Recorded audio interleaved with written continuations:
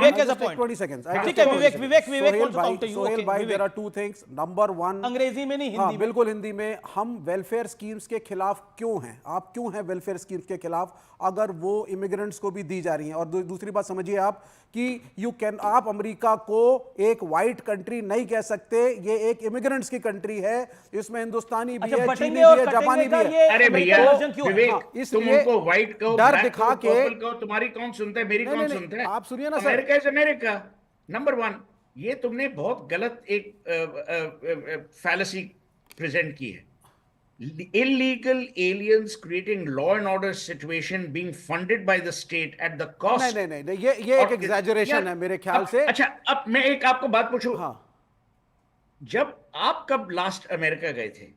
यहाँ TV channels पे बैठ के अमीश के साथ, शहजाद पूनावाला के साथ, उसके प्रिय भाई तहसीन के साथ बात करने में बहुत आसानी है। आप वहां जाके हाल तो देखिए। अब आप सुन लीजिए सर, लोगों को तो पूछिए। आपको मालूम है जब इसराइल और यूक्रेन की लड़ाई, आप सुनिए सर, वो तो पूछो पहले, केरल वायनाड कब गए थे?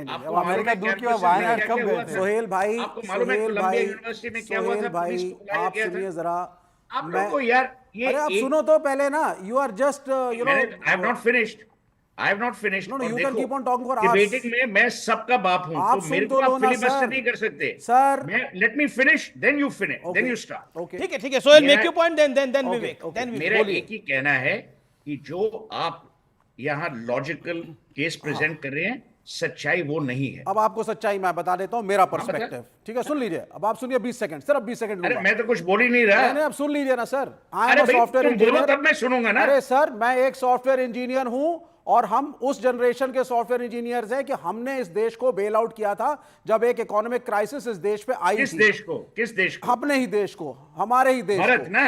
अब आप सुने, पहले इकोनॉमिकली दो इंडस्ट्रीज ने इस कंट्री को इकोनॉमिकली उसको बेल आउट किया था, the IT industry and the garment export industry.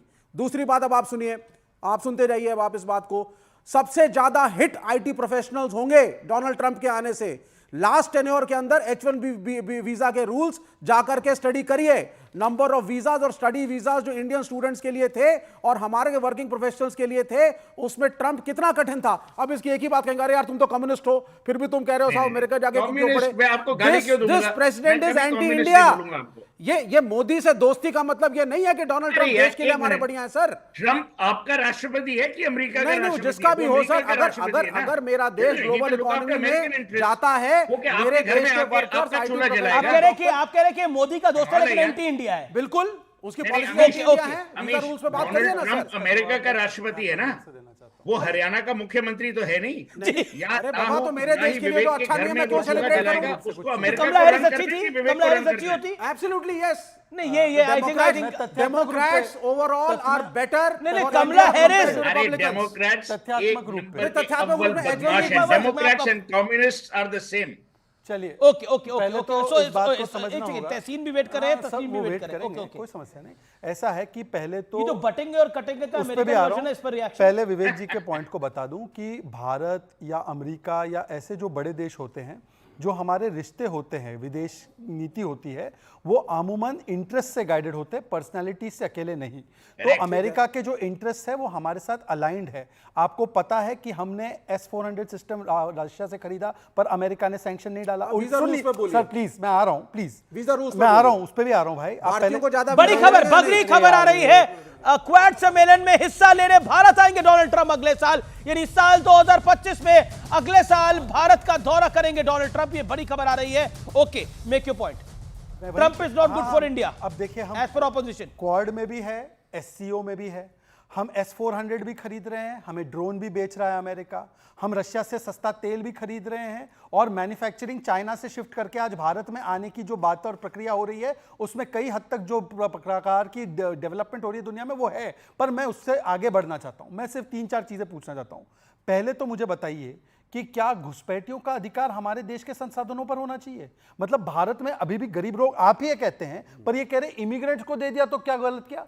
दूसरी बात सुन लीजिए, दूसरी बात हम अगर कहते हैं, देखिए नकारात्मकता कितनी है भारत में। मोदी जी कहते हैं इंडिया फर्स्ट, श्रेष्ठ भारत, वहां पे वो कहते हैं मेक अमेरिका ग्रेट अगेन। इनका नारा क्या है?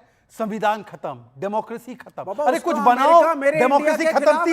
तीसरी बात, इन्होंने अभी शुरुआत में बोला कि बहुत बड़ी राष्ट्रवादी चीज हो गई, हम लोगों ने कमला हैरिस के जीत पे जश्न नहीं मनाया। तो आप मुझे बताओ कि हिंदुओं को काटा जा रहा है बांग्लादेश में, और हिंदुओं पर जो हमला हुआ कनाडा में, उस पर डोनाल्ड ट्रंप ने बोला, मोदी ने बोला, डोनाल्ड ट्रंप ने राहुल गांधी चुप, जीतने के लिए बोला, लेफ्ट पार्टी चुप, और बाकी सब चुप। नहीं, जीतने- अब आप बताइए आपने क्यों नहीं बोला?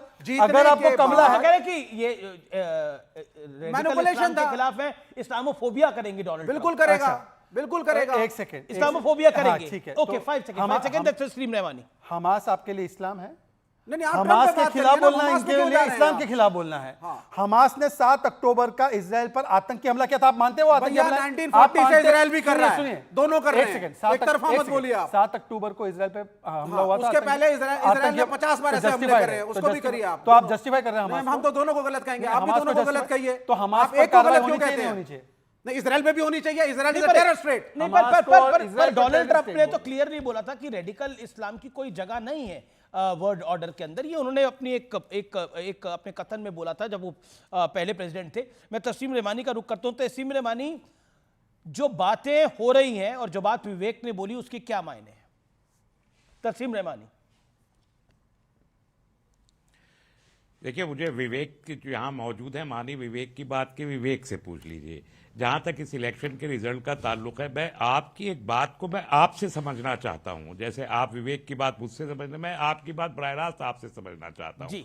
आपने कहा कि नेशनलिस्ट फोर्सेस को ताकत मिली है इस इलेक्शन से, तो आपका क्या मतलब है नेशनलिस्ट फोर्सेस से? पूरी दुनिया में जो अपोजिशन ग्रुप्स हैं, क्या आप उन्हें एंटी नेशनल मानते हैं, या रेडिकलाइज्ड जो राइट विंगर्स हैं, आप सिर्फ उनको को नेशनलिस्ट मानते हैं? कौन सा नेशनलिज्म आप मानते हैं? आप रेडिकलिज्म को नेशनलिज्म मानते हैं? आप राइट विंग को नेशनलिज्म मानते हैं? तो क्या इस देश में जो कांग्रेस और समाजवादी पार्टी और कम्युनिस्ट और बीएसपी और ये सारी पार्टियां हैं, बहुत सिंपल टेस्ट है सर, इसका बहुत सिंपल टेस्ट है। वो आप सब सिर्फ एक बार बोल एंटी-नेशनल दीजिए। है। नहीं, वो- बहुत वो- सिंपल नहीं, टेस्ट मैं है। तो ये अभी से बहुत पूछ रहा हूं। सिंपल सर आपने क्योंकि पूछा, तो मैं आपको simple test. 10 second Shehzad, 10 second आप बोलिए। मैं सिर्फ आपसे इतना पूछना चाहता हूँ। नहीं, मैंने शहजाद मैंने तो आपसे सिर्फ ये अभी नहीं, से राष्ट्र, पूछा है, ये आप शहजाद मुझसे से नहीं अगर पूछा पूछ है। रहे हैं तो क्योंकि इसका इनका जवाब सवाल यही है। और इन्होंने जी, इसको जी, इस देखिए, तरीके से अगर पेश आप किया है अगर आप चाहते हैं कि मैं एक्सप्लेन आप कर देता हूं, फिर आप ही को radicalization को बोलना है। nationalism फिर से आप जोड़ ही को रहे हैं। बोलना